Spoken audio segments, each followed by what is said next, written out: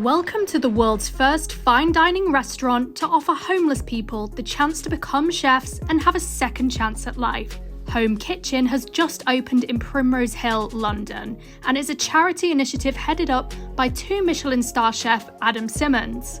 So what led to this moment is that I was doing some work at Soup Kitchen through lockdown. There was an altercation pretty much outside between people like us and some people from the homeless community.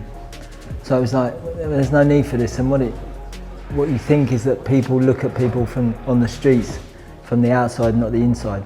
So they don't understand necessarily why they're there. A lot of people don't want to be in that situation. I haven't been on the streets, but I was close to being on the streets if my family hadn't taken me in. A lot of these guys and girls don't have that.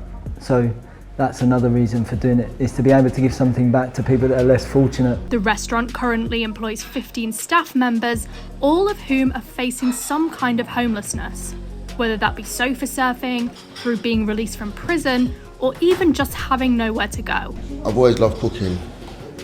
Basically, being from a Jamaican family background, I loved watching my mum and my dad cook as a youngster. So when I had the opportunity to grab this, I thought I'll grab it into both hands. I'm glad I did. Seeing the people's faces when they're eating, that enjoyment, because that makes me half full already.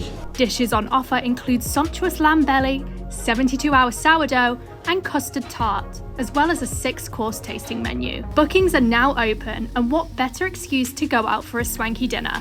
It's for charity after all. On like a personal perspective, right. How far would you like this project to go? How would you like to see it grow? But we're looking at this as one of many. The more we can do, the more home kitchens we open, the more people we help. The more people we help. Yeah.